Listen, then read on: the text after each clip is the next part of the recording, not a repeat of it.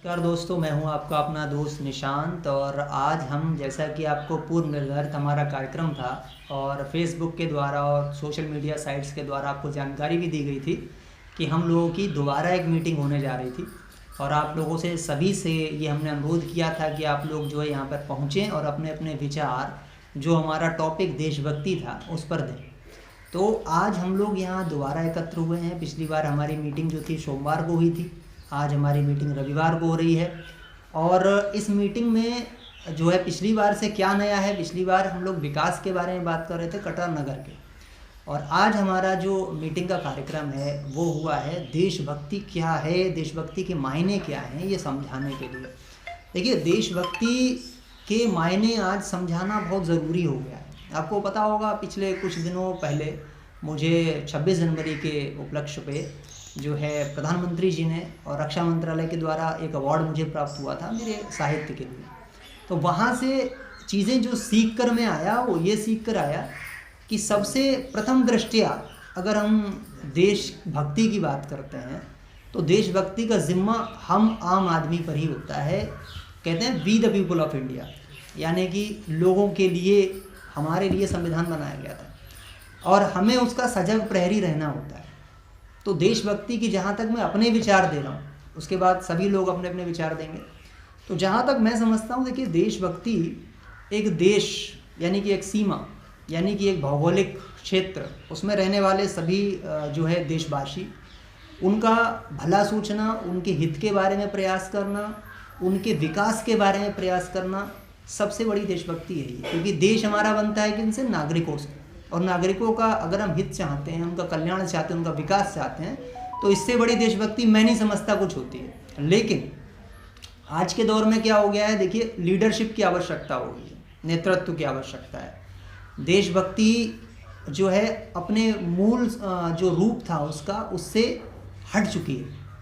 आज हम लोग अपने अधिकारों के प्रति जागरूक नहीं रहे, हम सजग नहीं रहे हैं। हमारी लोकतंत्र में हैसियत क्या है, हमारी लोकतंत्र में कहना चाहिए एक हमारी सत्ता क्या है, स्थायित्व क्या है, हमारा अस्तित्व क्या है, ये हम खो चुके हैं, भूल चुके हैं। तो सबसे पहला आज देशभक्ति का काम ये है कि हम सब लोगों को उनके अधिकारों के प्रति जागरूक करें, उनके अंदर एक जागरूकता फैलाएं। और दूसरी बात यह है, जो युवा पीढ़ी है आज की हमारी, उनसे एक आग्रह करूँगा विशेष रूप से, क्योंकि देखिए, ये जो लड़ाई है विशेष तौर पर हम युवाओं के ही कंधों पे आने वाली है।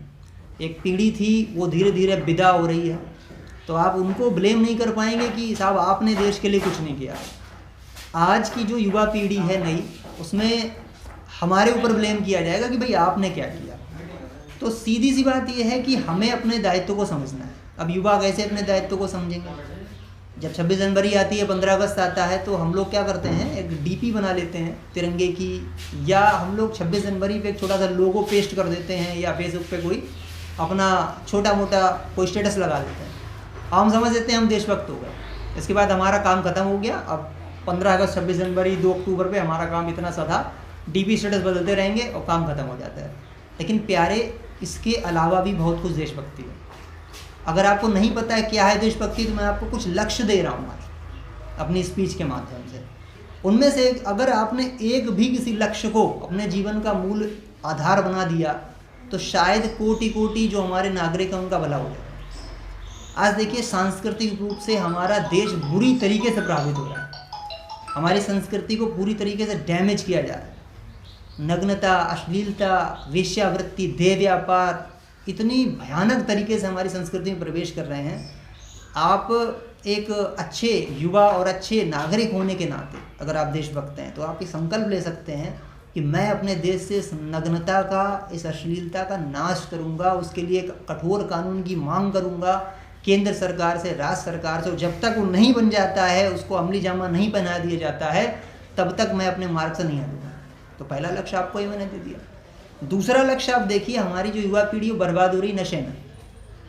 टाइप टाइप का नशा है, अजीब अजीब टाइप का नशा है, देसी नशा भी है, विदेशी नशा भी है, और लोग मजे से कर रहे हैं। सबसे पहले तो उनको जागरूक करना है, सबसे पहले आपको खुद सुधरना है कि मुझे नशा नहीं करना किसी टाइप का। सबसे बड़ी देशभक्ति है यहाँ पर। दूसरी देशभक्ति है कि हमें सबको जागरूक करना है कि भाई हम नशा नियंत्रण कानून लेके आएंगे जो इस देश में ज़रूरी है। हम शराब को रोक सकते हैं, गुटखे को रोक सकते हैं, धूम्रपान को रोक सकते हैं, तमाम तरीके का जो और कोकीन, ड्रग्स, स्मोकिंग वगैरह है सबको रोक सकते हैं। लेकिन भाई इसके लिए आपको क्या करना है, आपको संगठित होना पड़ेगा। सीधी सी बात है, आपको दूसरा लक्ष्य मैंने दे दिया। तीसरा लक्ष्य आप देख सकते हैं कि हमारे देश की शिक्षा व्यवस्था जो है आज भी मैकॉले टाइप की है। आप जानते हैं पहले क्लर्क लेवल की शिक्षा हुआ करती थी, लोगों को क्लर्क बनाया जा रहा था। आज भी वही शिक्षा पद्धति हम लोग ढो रहे हैं। नया परिवर्तन चाहिए, नई क्रांति चाहिए, नई ऊर्जा चाहिए। हमारे युवाओं की ऊर्जा कहाँ लग रही है? आप किसी दल में, राजनीतिक संगठन में, संस्था में आप जाके पार्टिसिपेट करते हैं, हमें इस पर कोई ऐतराज़ नहीं है। लेकिन उसके साथ में वहाँ से निकलने के बाद आप अपने विकास के प्रति कितना सोच रहे हैं, ये अहम मुद्दा था। तो तीसरा जो मैं आपको पॉइंट दे रहा हूँ वो शिक्षा पद्धति में सुधार को लेकर दे रहा हूँ। हमारी मांग रहेगी शिक्षा पद्धति में रोजगार परक और संस्कार परक नीतियाँ ऐड की जाएँ, इससे हमारे युवा 18 साल के बाद इधर उधर ना भटकें। मैंने आपको तीसरा मुद्दा दे दिया देशभक्ति का। ये देशभक्ति के फ़र्ज है जो हमें निभाने ही पड़ेंगे, क्योंकि अगर हम इन्हें नहीं निभाएंगे तो हमारी आगे आने वाली पीढ़ियों को उन समस्याओं का सामना करना पड़ेगा इसकी हमने कल्पना भी नहीं की। तो आज की डेट में मैं आपको 3 मुद्दे दे रहा हूँ, आप 3 में से किसी एक लक्ष्य को पकड़ लीजिए।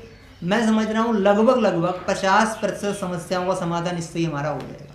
बोलने के लिए बहुत कुछ है, देशभक्ति बहुत बड़ा टॉपिक है, लेकिन मैं समय के अभाव को देखते हुए स्पीच को यहीं रोकूंगा, क्योंकि अगली मीटिंग में हम आपसे फिर रूबरू होंगे, फिर आपको ज्ञान देंगे, ज्ञानोदित करेंगे। और इस बीच में मैं अपने जो हमारे यहाँ साथी आए हुए हैं उनको भी आज मैं बुलवाऊंगा और उनसे भी मैं आग्रह करूंगा कि वो भी अपने स्पीच में अपने विचार रखें। तो इसी कड़ी में अब हम चलते हैं, हमारे जो हैं साथी हैं शहजाद सर, उनसे हम आग्रह करेंगे कि वो अपने विचार रखें देशभक्ति के बारे में और देश के लोगों को जागरूक करने के बारे में, देश के लोगों को कुछ नए लक्ष्य देने के बारे में। तो इसी आशा के साथ मैं चलता हूँ अपने शहजाद सर की ओर और शब्दों को विराम देता हूँ।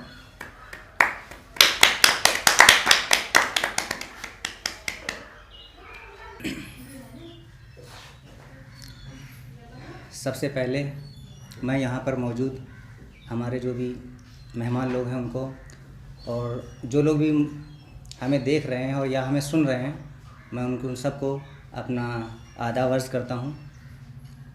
और जैसा कि अभी हमारे निशान सर ने बताया, देशभक्ति के बारे में आज हम लोग यहाँ पर वार्तालाप कर रहे हैं। उन्होंने आपको बताया, बहुत सारे टॉपिक आपको दिए, बहुत अच्छे लगे मुझे उनके ये टॉपिक्स या जो भी बातें हैं।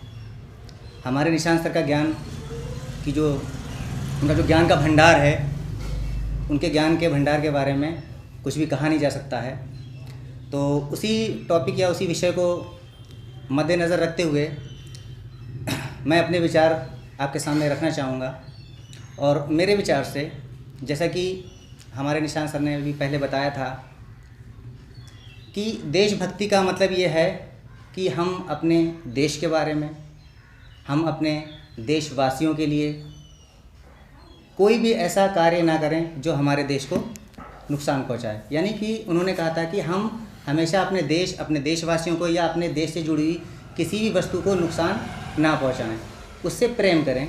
तो ये हमारा कहलाता है राष्ट्र के प्रति हमारा प्यार, हमारा उसके प्रति सम्मान। ठीक है।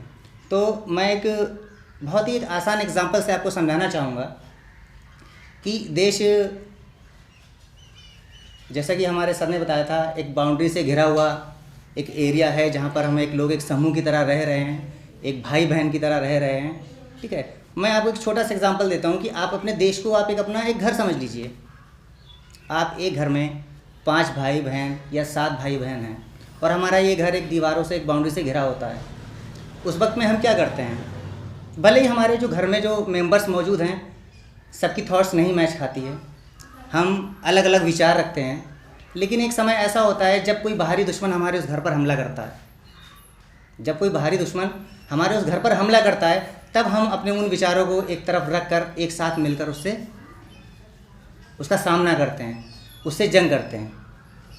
ठीक है। तो मैं अपनी इन बातों से आपको जो चीज़ मैं कहना चाहता हूँ, मैं वो समझाना चाहता हूँ कि मैंने कहा था कि हम अपने देश को और अपनी देश की चीज़ों को, अपने देशवासियों के प्रति अगर हम मोहब्बत रखते हैं, उनके प्रति सम्मान है, तो हम कभी भी उन्हें नुकसान नहीं पहुंचाएंगे। और मैं इसके सामने कुछ चीज़ें आपको बताना चाहूँगा इसके साथ में कि मैं क्या कहना चाह रहा हूँ। जैसे कि मान लीजिए बहुत सारे यहाँ पर हमारे देश में कानून पास होते हैं, उसमें कभी कुछ कानून हमारे पक्ष में होते हैं, कभी हमारे विपक्ष में होते हैं, जो कि हमें नहीं पसंद आते। ठीक है, तो हमारी बात का हमें अपनी सरकार के सामने हमें अपनी बात रखने का एक अंदाज़ होना चाहिए। जैसे मैंने मैंने कहा कि अगर आपको अपने देश से प्रेम है तो आप ट्रेनों को आग नहीं लगाएंगे। ठीक है, आप ट्रेनों को आग नहीं लगाएंगे, क्योंकि अगर आपने ट्रेनों को आग लगाई है, आपने स्टेशनों को फूका है, वो आपने किसका नुकसान किया? आपने देश का नुकसान किया है। तो आप कैसे कह सकते हैं कि आप अपने देश से प्रेम करते हैं? नहीं कह सकते। आप सोचिए, अगर कोई बंदा, एक अपने घर का बंदा अपने घर के बंदों को ही नुकसान पहुंचाए, तो क्या वो कह सकता है कि मैं अपने घर से या मैं अपने देश से प्रेम करता हूं? नहीं कह सकता। तो अगर आप अपने देश से प्रेम करते हैं तो बेसिक सी चीज़ है, अगर आप अपने देश से प्रेम करते हैं तो आप ना तो अपने देश के नुकसान, आप कोई भी ऐसी हरकत नहीं करेंगे, आप कोई भी ऐसी एक्टिविटी नहीं करेंगे जिससे हमारे देश को नुकसान हो। ठीक, तो अभी जैसा कि मैंने कहा कि हमारा जो एक देश है, आपने देखा होगा कि इसमें बहुत सारे धर्म हैं, बहुत सारी जातियां हैं।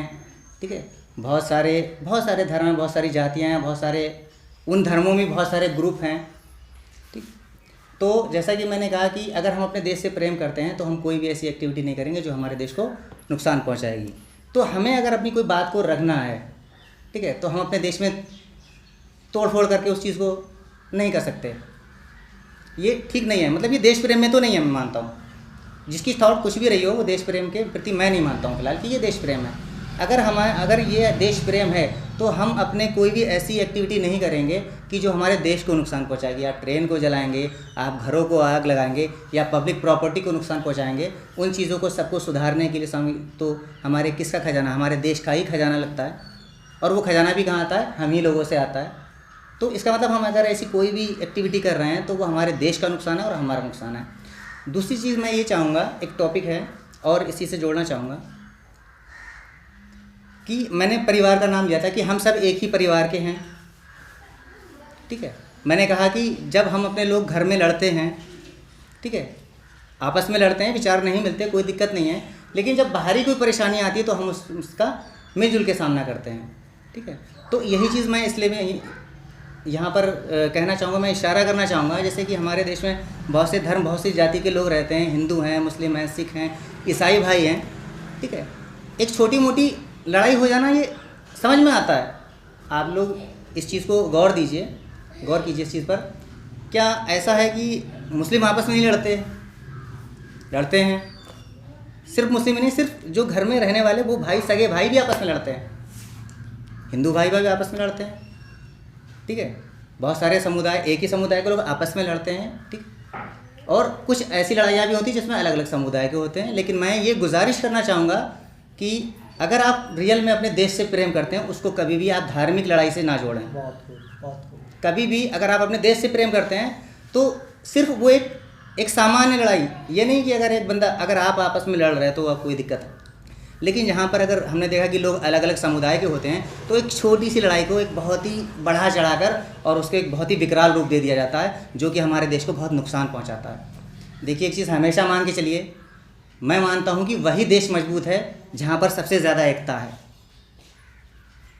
वही देश सबसे ज़्यादा मजबूत है जहाँ पर सबसे ज़्यादा एकता है।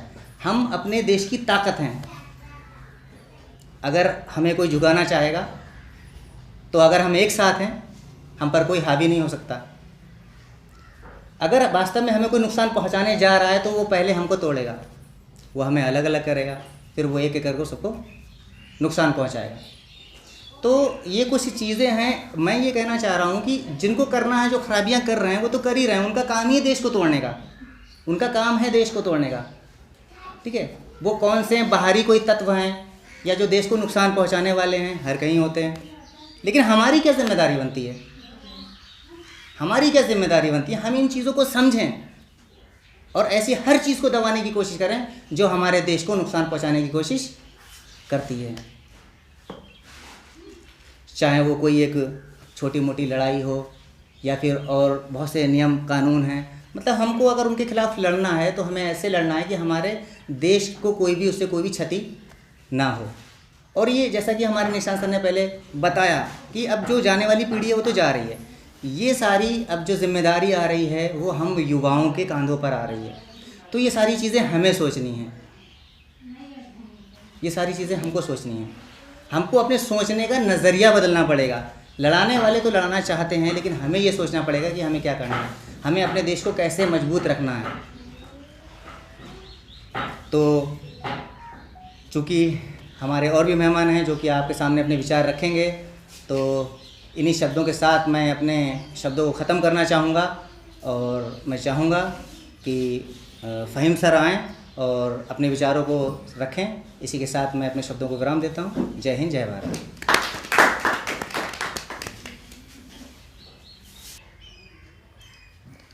जय हिंद साथियों। हम अपने साथियों जो यहाँ पर बैठे हुए हैं, हमारे शहद सर, हमारे निशांत भाई और हमारे अशोक बिंदु जी और हमारे वसीम सर और बाकी जो हमारे साथी जो हम कैमरे के सामने नहीं आ पा रहे हैं, उनका भी मैं बहुत आभार व्यक्त करता हूँ। आज जो टॉपिक है देशभक्ति, ये टॉपिक रखने का मकसद क्या था, क्यों मैंने यहाँ पर हम सब ने ये टॉपिक रखा है, आखिर देशभक्ति है क्या। देखिए, हर धर्म की एक एक किताब होती है। अगर हिंदू धर्म है तो गीता, अगर मुस्लिम धर्म है तो कुरान, और अगर ईसाई धर्म है तो बाइबल। तो हर धर्म की किताब होती है, जिस किताब में ये बताया जाता है कि आपको अपने समाज में कैसे रहना है, कैसे नियम के साथ चलना है, जिससे कि प्रकृति को नुकसान ना हो और आपस में सब लोग मिलजुल कर रहें। किसी भी धर्म में या किसी भी धर्म की किताब में ये नहीं बताया जाता है कि आप लोग एक समुदाय का पक्ष लें और दूसरे समुदाय को नुकसान पहुंचाएं। ऐसे ही हर देश की भी एक किताब होती है। जो हमारे देश की किताब है उसका नाम है संविधान। और संविधान में अगर देखा जाए तो हर चीज़ बहुत ज़रूरी है हर देशवासी के लिए, लेकिन हम लोग पूरी किताब पढ़ते ही नहीं हैं, जो कि हमारा कर्तव्य बनता है कि हम अपने संविधान को जानें, उसे पढ़ें, जिससे मुझे पता चले कि हमारा संविधान मुझसे क्या कह रहा है, संविधान क्यों बनाया गया, संविधान क्या है। संविधान के नाम में ही उसका अर्थ निकलता है। संविधान का अगर हम संधि विच्छेद करें तो सम प्लस विधान, सम मतलब समान और विधान मतलब कानून, नियम, यानी सभी के लिए समान कानून, चाहे वो किसी भी धर्म का हो, किसी भी जाति का हो, किसी भी वर्ग का हो, इससे कोई मतलब नहीं। जो देश के संविधान में कानून बना दिया गया, प्रत्येक देश के नागरिक का ये कर्तव्य बनता है कि वो उसका जो है उसके नियमों का पालन करे। तो संविधान में अगर देखा जाए तो जिस पे हम जोर देते हैं, दो चीज़ें बहुत ज़्यादा इम्पॉर्टेंट हैं, बहुत ज़्यादा ज़रूरी हैं। एक तो हमारे मौलिक अधिकार और एक मौलिक कर्तव्य। मेरा मानना है जिस बंदे ने संविधान के मौलिक कर्तव्यों को अगर ठीक से पढ़ लिया, ठीक से जान लिया, तो उसे देशभक्ति का असली मतलब पता चल जाएगा। क्योंकि हमारे मौलिक अधिकार हैं, वो तो ये बताते हैं कि हमारे क्या क्या अधिकार हैं, देश के प्रति हमारे क्या अधिकार हैं, हमारे कौन सी चीज़ों में स्वतंत्रता मिली है। और जो मौलिक कर्तव्य हैं वो हमें ये बताते हैं कि देश के प्रति हमारा क्या कर्तव्य है, हमें देश के लिए क्या करना चाहिए। तो जैसा कि हमें यही नहीं पता है कि मौलिक कर्तव्य हैं क्या, क्यों बनाए गए हैं, किस लिए बनाए गए हैं। इसी वजह से आजकल लोगों के अंदर अगर देखा जाए तो देशभक्ति तो फूट फूट के भरी है, लेकिन वो देशभक्ति है क्या, ये कुछ भी समझ में नहीं आ रहा है। अगर प्रत्येक नागरिक देश का देशभक्ति के लिए काम करने लगे तो आज जो देश के हालात हैं, देश हमारा पीछे होता जा रहा है। तो इसका मतलब ये हुआ कि हम सही से अपने देश के प्रति कर्तव्य हैं, जैसा कि मौलिक कर्तव्य में बताया गया है, वो सही से उसका फॉलो नहीं कर पा रहे हैं, उसका सही से पालन नहीं कर पा रहे हैं। तो अगर मैं तो आपसे यही कहना चाहूँगा, अगर आपको देशभक्ति लानी है तो सबसे पहले हमारे देश की किताब है जो हमारा संविधान है और संविधान में जो हमारे मौलिक कर्तव्य हैं उसको सही से पढ़ें, उसे जानें, उसमें क्या बताया गया है, किस समाज के लिए कैसा क्या है, क्या प्रावधान है, क्या कानून है, क्या नियम है, जिससे कि हमारे अंदर देश के प्रति हमारे कर्तव्यों का पता चले और हमें देश के लिए क्या करना चाहिए उसके बारे में जानकारी मिले। जैसा कि हमारे शायद सर ने बताया था कि बहुत सी कुरीतियाँ हैं हमारे देश में, चाहे वो नशा से संबंधित हो गई हो, चाहे वो एक दूसरे से लड़ाई झगड़ा हो गया हो, दंगे हो गए हों, ये बहुत सारी कुरीतियाँ हैं जो किसी भी देश के लिए बहुत ही गलत हैं और अगर ये जिस देश में होगी वो देश कभी आगे हो नहीं सकता। तो सबसे पहले हमें आपस में जो भाईचारा है वो बना के रखना है। हमें सारे मजहब को भूल कर ये सोचना है कि हम एक नागरिक हैं। सबसे पहले हम एक नागरिक हैं, उसके बाद जो है हम अपने धर्म में देखें, क्योंकि अगर हम अपने आप को एक नागरिक समझेंगे पहले नंबर पे तो सभी लोग हमें आपस में भाई नजर आएंगे। अगर हम धर्म के रूप में देखेंगे तो हमारा धर्म वाला ही हमारा भाई नजर आएगा। जो हिंदू धर्म के हैं वो हिंदू धर्म के भाई समझेंगे अपने आप को, मुस्लिम धर्म के वो मुस्लिम को अपना भाई समझेंगे, जो ईसाई धर्म के हैं वो ईसाई के लोगों को अपना भाई समझेंगे। लेकिन अगर हम अपने आप को अपने देश का एक नागरिक मान लें तो हम सभी लोग आपस में एक दूसरे के भाई बन जाते हैं। फिर जब हम एक दूसरे अपने आप को नागरिक समझेंगे तो दूसरा वाला भी वो भी देश का नागरिक है, तो मैं उसका बुरा या हम लोग उसका बुरा क्यों चाहेंगे। तो इसलिए मेरा मानना यही है कि सबसे पहले हमारे संविधान को जानें, संविधान के बारे में पढ़ें। इतना तो आना चाहिए कि संविधान में कौन से हमारे मौलिक कर्तव्य हैं, क्या हमारे मौलिक अधिकार हैं, ये सभी को पता होना चाहिए। इसी के साथ हम अपनी बात को विराम करते हैं और हमारे जो अगले साथी हैं वसीम सर वो कुछ बताएंगे आपको। जय हिंद, जय भारत।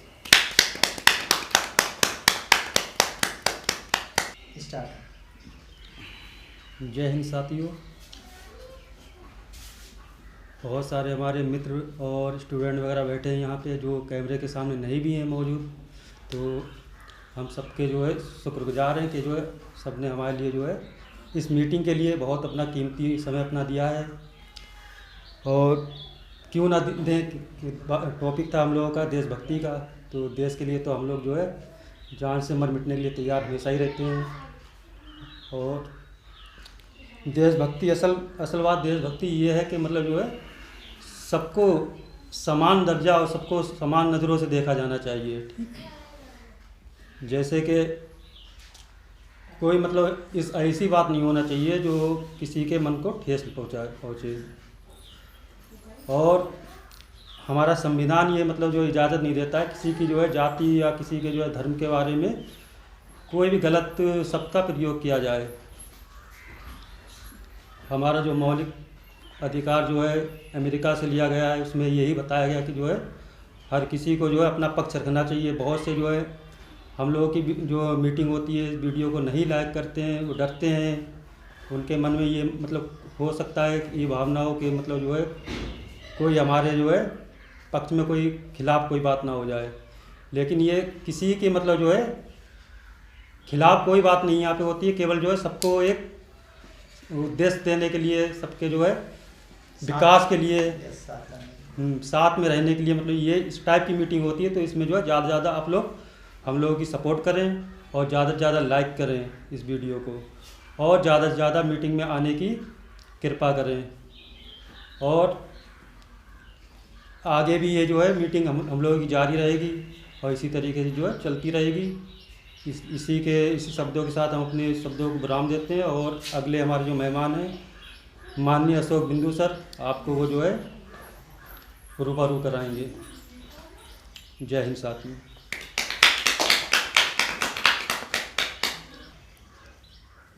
मैं अशोक बिंदु आज आपके सामने और इस मीटिंग का जिन भाइयों ने जो आयोजन किया है और हमको बोलने का अवसर दिया है उनको बहुत बहुत धन्यवाद।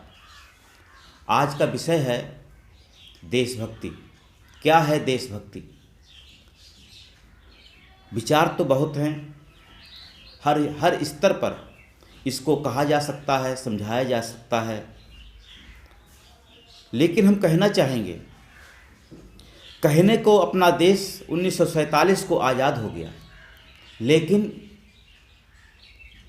एक विचारक का कहना है देश के आज़ादी के इतने वर्षों के बाद भी अगर भगत सिंह की आत्मा से पूछा जाए तो वह भी असंतुष्ट होगी, और वर्तमान के भगत सिंह को भी वास्तव में फांसी ही लगेगी। हालात ऐसे हैं। वर्तमान में सुभाष चंद्र बोस को भी षड्यंत्र ही मिलेंगे। संविधान में आस्था दिखाने वाले हम तो जीवन में अपने देखते आए हैं कि वर्तमान में जो संविधान के हिसाब से चलकर, ईमानदारी से चलकर जो आगे बढ़ना चाहते हैं, विशेषकर हमने देखे हैं पत्रकार, ठेकेदार, इंजीनियर, उनको हमने मरते देखा है। उनको धमकियां भी देखी हैं। यहाँ तक कि ये खुटार का कांड हुआ था, एक पत्रकार को देखो जला दिया गया था, भून दिया गया था, और कानून के रखवाले ही ऐसे में, अब क्या बताएं आपको, आप समझदार हैं, समझ सकते हैं। लेकिन मैं कहना चाहूँगा कि हमारी देशभक्ति तभी कामयाब है जब हम देश के कण कण, देश के व्यक्ति, देश के जर्रे जर्रे की हर समस्या पर हमारा खून खौल जाए और उसके समाधान के लिए हम तत्पर हो जाएं। और मार्टिन किंग लूथर ने कहा है कि उस व्यक्ति का जीवन निरर्थक है, बेकार है, जिसके जीवन में ऐसा कोई लक्ष्य नहीं जिसके लिए वह मर ना सके। और आज की देशभक्ति पर अनेक प्रश्न भी उठ जाते हैं, अनेक चलते फिरते हमें तथाकथित देशभक्त भी मिल जाते हैं, लेकिन वे आज की हमारी जो युवा पीढ़ी है, यहाँ की जनता है, यहाँ के जो पेड़ पौधे हैं, जीव जंतु हैं, जो सह रहे हैं, जो बर्दाश्त कर रहे हैं, उसके खिलाफ वो बोलने के लिए तैयार नहीं होते हैं। जैसे कि अब खाद्य मिलावट की समस्या है, बहुत बड़ी समस्या है। 90% चीज़ें हम जो खा रहे हैं वो क्या हैं, उसके खिलाफ कोई देशभक्त आज बोलना नहीं चाहता। वो क्या देशभक्ति में नहीं आता? नशा व्यापार के खिलाफ कौन देशभक्त बोलना चाह रहा है? हमें उसके खिलाफ भी संघर्ष करना होगा। इसी तरह से और भी समस्याएं हैं, जैसे कि और अब ये सेक्स का भी प्रकरण है, और भी बातें हैं, और महंगी शिक्षा है, महंगा इलाज है, महंगा न्याय है। इसके खिलाफ बोलना क्या देशभक्ति नहीं है? वह भी देशभक्ति है। देश स्वयं क्या है? देश में जो भी कुछ है उसकी सुरक्षा के लिए, उसके संरक्षण के लिए, उसके जीवन को, नैसर्गिक जीवन को आगे बढ़ाने के लिए हमें संघर्ष की आवश्यकता है। ये हमारी देशभक्ति में है। और हमारे भाई जी ने कहा था परिवार भावना की बात की थी, तो मैं भी इस बात को कहता हूँ, कुटुंब भावना। इतिहास में एक राज्य है, दक्षिण में राज्य रहा है विजयनगर। तो विजयनगर काफ़ी शक्तिशाली राज्य था उस समय।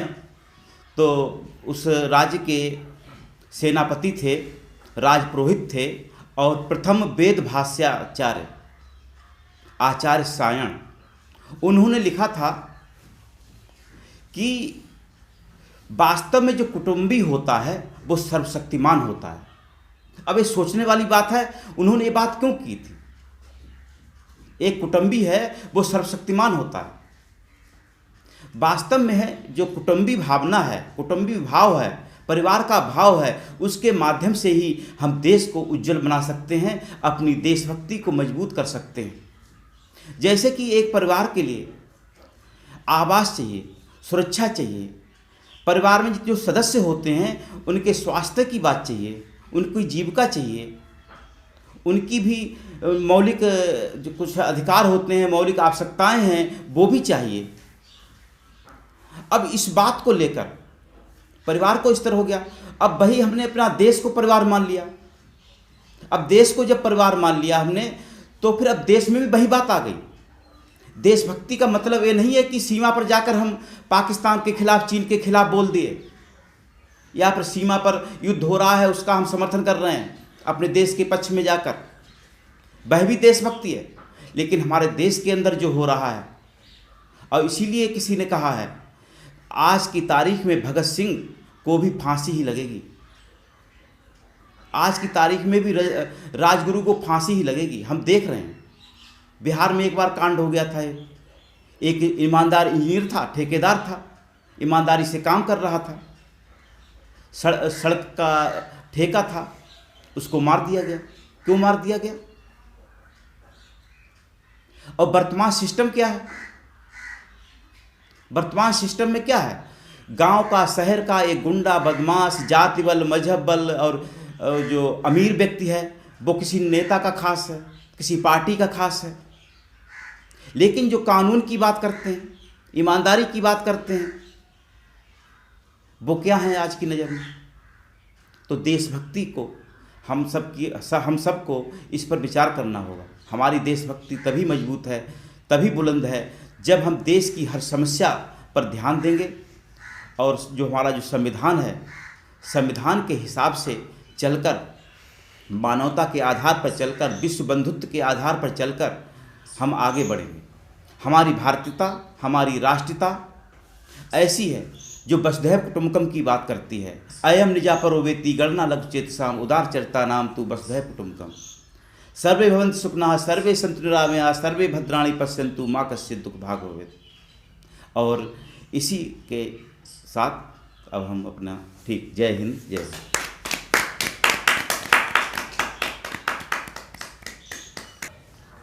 जैसा कि अभी हमारे सभी साथियों ने अपने अपने विचार व्यक्त किए और बहुत ही अच्छे विचार थे। मैं समझता हूँ कि आज की जनरेशन को बहुत सिखाने वाले, बहुत सीख देने वाले विचार थे, और हम ये चाहेंगे कि आप लोग अधिक से अधिक मात्रा में हमसे जुड़ें। देखिए, इसके दो कारण हैं। सबसे पहला कारण, इसमें आप ही के विकास की बात हो रही है, आपके मूल अधिकारों की बात हो रही है, आपके दायित्वों की बात हो रही है, और आपको दूसरी चीज़ है कि आपको सीखने को मिल रहा है, आपका पर्सनैलिटी डेवलपमेंट हो रहा है, आपके बोलने का एक कौशल निखारा जा रहा है। तो बहुत सारे मौके, अपॉर्चुनिटीज़ हैं। ऐसी अपॉर्चुनिटी को आज भुनाने के लिए हमारे साथ हमारे एक स्टूडेंट हैं जो MPR पब्लिक स्कूल में मेरे जो है बहुत ख़ास स्टूडेंट माने जाते थे। उसमें तौशीब अली इनका नाम था, और बहुत अच्छे शायर भी थे, उस समय कविताएं सुनाते थे। और मैं समझता हूँ कि मेरी छाया है शायद उस बच्चे पे, तो आज आया हुआ है। मैं कहूँगा कि वो अपने विचार रखें देशभक्ति के बारे में, और आप लोग उसे सुने। और ऐसे कई युवाओं को, कई बच्चों को मैं आमंत्रित कर रहा हूँ इस स्टेज के माध्यम से कि आगे अगली मीटिंग्स में वो जरूर आए। तो सुनते हैं तौशीब अली को। जय हिंद साथियों। जैसा कि अभी हमारे गुरु जी ने बताया, और यहाँ पर जितने भी लोग हैं सब हमारे गुरु ही हैं, और इन्होंने मुझे पढ़ाया है, और इनसे ही मैंने जो कुछ भी सीखा है वही आज अपने जीवन में मैं लागू कर रहा हूँ। और सर ने यहाँ हमें इसलिए बुलाया क्योंकि यहाँ देशभक्ति का जो टॉपिक रखा गया है, तो देशभक्ति मानव जीवन की वह अवस्था है जिसमें व्यक्ति अपने तन मन धन से देश के प्रति एक अच्छी भावना से काम करे, और वक्त आने पर बिना कुछ सोचे समझे बेहिचक अपने देश के प्रति काम कर सके। देशभक्ति सिर्फ 15 अगस्त, 26 जनवरी या 2 अक्टूबर की मोहताज नहीं होती। देशभक्ति जो है साल के 365 दिन राष्ट्र के प्रति भलाई और उसके प्रति कार्य करना, जो भी विकास के कार्य हैं उसके लिए हमें प्रेरित करती है। और देशभक्ति में ही ये है कि हम परिवार, समाज और अपने स्वार्थ से ऊपर उठकर अपने देश के विकास के बारे में सोचें, अपने देश के लोगों के लिए जिएं, अपने देश के लिए जिएं, अपने देश के सम्मान को बढ़ाएं, और जो कुछ भी करें अपने देश के लिए ही करें। भारत देश हमारा अपना देश है जिसमें न जाने कितने वीर लोग पैदा हुए, और उनसे भी हमें कुछ ना कुछ सीखना ही चाहिए, क्योंकि वो सभी लोग अपने देश के लिए कुछ ना कुछ करके ही गए हैं। और देशभक्ति जो है हमें अपने सारे धर्म से अलग हटकर देशभक्ति का पालन करना चाहिए, क्योंकि देशभक्ति में ही कोई व्यक्ति जो है धार्मिक अनुयायी होकर देश के प्रति इतना भला नहीं कर सकता है जो वो संविधान के साथ जुड़कर कर सकता है। क्योंकि जब हम अपने संविधान की भक्ति करेंगे तो देश की भक्ति अपने आप हो जाएगी। मेरा मानना ये है कि कोई भी व्यक्ति धर्मानुसार आचरण से देश के प्रति मतलब ज़्यादा उससे ऊपर नहीं सोच सकता है जो इंसान धर्म से जुड़कर काम करेगा, और संविधान से जुड़कर ही हम एक दूसरे को बराबर सम्मान दे सकेंगे और बराबर हक दे सकेंगे। यही मैं कहना चाहूँगा सभी लोगों से कि अपने धर्म जातिवाद सबको एक तरफ रखकर अपने देश के लिए काम करें, अपने देश की भलाई के लिए करें, अपने देश का सम्मान बढ़ाएं, जो कुछ भी करें अपने देश के लिए करें। जय हिंद, जय भारत। जैसा कि अभी हमारे बहुत प्रिय शिष्य तौसीब अली ने अपने विचार दिए, और हमारे MPR पब्लिक स्कूल में 2 बहुत प्रिय शिष्य हुआ करते थे। उसमें एक तौसीब अली थे, दूसरे विशाल राठौर जो थे, और दोनों बच्चे बहुत अच्छा बोलते थे और मैं दोनों से बड़ा खुश रहता था कि मुझे लगता था कि शायद हो सकता है मेरी विरासत आगे संभाल सके। दोनों का पोइटिक स्टाइल बड़ा ज़बरदस्त था, दोनों पोइम्स बहुत अच्छी करते थे। तो विशाल राठौर को भी मैं ये बोलना चाहूँगा कि अगर वो मुझे सुन रहे हैं इस प्लेटफॉर्म के द्वारा, तो आपको ये बुला रहा हूँ आपका एक टीचर होने के नाते कि आप भी आइए, आप अपने विचार दिया करिए। और दूसरी बात, इसी श्रृंखला में एक जो है और स्टूडेंट हमारे बीच जुड़ी हुई हैं जो कि आर्य कन्या इंटर कॉलेज की स्टूडेंट हैं जिनका नाम कशक है, हमारे साथ जुड़ी हुई हैं। तो वो भी अपने विचार आपको रखेंगी देशभक्ति के बारे में, तो उन्हें भी सुनते हैं कशक को। तो आज मैं आपके साथ कशक राठौर, मैं आर्य कन्या इंटर कॉलेज की स्टूडेंट हूँ। मैं आज देशभक्ति के टॉपिक पर कुछ बोलना चाहती हूँ। आज मेरे साथ मेरे सारे अध्यापक बैठे हुए हैं, तो इनके ज़रिए मैं आपसे बोलना चाहती हूँ। और भी लोग हैं कई जो बोल सकते हैं पर बोलना नहीं चाहते हैं फ़िलहाल, तो मैं उनसे भी कहना चाहती हूँ कि आप यहाँ आइए और हमारे सर के साथ जुड़िए और बोलिए। आपको जो बोलना है आपके दिल में है देशभक्ति के लिए, आप बोलिए। आपको अपना देश आगे बढ़ाना है। हमारे देश में बहुत सी लड़कियां हैं जो बाहर जाके नहीं पढ़ सकती हैं, और बहुत सी लड़कियां आवाज़ अपनी दबा लेती हैं। तो आप अपनी आवाज़ उठाइए। आप अपने पापा, मम्मी, भाई, सर, आपके टीचर जो भी हों, आप उन्हें बताइए। आप अपना सपना सच करिए। मेरा सपना है मैं LLB करूं। मेरे पापा मुझे सपोर्ट करते हैं, मेरी मम्मी भी, मेरे भाई भी और मेरे सर भी यहाँ पे बैठे हैं जो कि फ़हीम सर हैं। मैं उनकी स्टूडेंट हूँ, मैं उनके कोचिंग पढ़ती हूँ वहाँ पे। तो उन्होंने मुझे जो भी सिखाया मैं वो आपसे बोलना चाहती हूँ। आप अपने देशभक्ति के समान कुछ भी करिए, आप अपने देश को आगे बढ़ाइए। हमें अपने देश का नाम रोशन करना है, हमें अपने देश को आगे बढ़ाना है। आप कुछ भी मतलब करें, जो भी आपका सपना है, आप अपने देश को आगे बढ़ा सकते हैं। और इसी के साथ मैं अपने शब्दों को ध्यान देते हुए जैसा कि सभी मेहमान, सभी साथियों, सभी स्टूडेंट्स ने अपने अपने विचार रखे, और बहुत खुशी हुई ये देखकर कि आज नए लोग हमारे साथ जुड़े। कुछ लोगों ने हिम्मत जुटाई बोलने की, जो नहीं बोल पाए वो भी बहुत आदरणीय है, क्योंकि कम से कम वो देश के विकास के लिए यहाँ तक चल कर आए। ये सबसे बड़ा मुद्दा था। और मैं आपसे भी बोलूँगा, अगर देशभक्ति की भावना है, देशभक्ति की भावना DP स्टेटस तक सीमित ना रह जाए, तो देशभक्ति की भावना फेसबुक तक सिमट कर सीमित ना रह जाए जी, कमेंटबाजी तक सीमित ना रह जाए, किसी को ऊंचा नीचा कहने से, ईर्ष्या में, चुगली में, निंदा में सीमित ना रह जाए। देशभक्ति की भावना जमीन पर, धरातल पर कार्य करके दिखाई जानी चाहिए। देखिए, आप देश के लिए क्या क्या कर सकते हैं। आप पानी बचा सकते हैं देश के लिए, बहुत अच्छा मुद्दा है। आप पेड़ लगा सकते हैं देश के लिए। आप खाद्य मिलावट के खिलाफ जागरूकता फैला सकते हैं देश के लिए। आप स्वास्थ्य संबंधित इश्यूज़ को खुद सीख सकते हैं, रिसर्च करके अपने घर वालों को बता सकते हैं क्या क्या चीज़ें हमारे लिए जहर है, क्या क्या चीज़ें हमें खाना चाहिए, नहीं खाना चाहिए। लोगों में एक जागरूकता पैदा करें कि भाई स्वास्थ्य के प्रति सभी जागरूक हों। आप कम से कम हमारे इन्वायरमेंट के बारे में लोगों को जागरूक करें। आप देश के संविधान के बारे में, देश के सूचना का अधिकार जो हमें दिया गया है उसके बारे में आप जागरूक करें।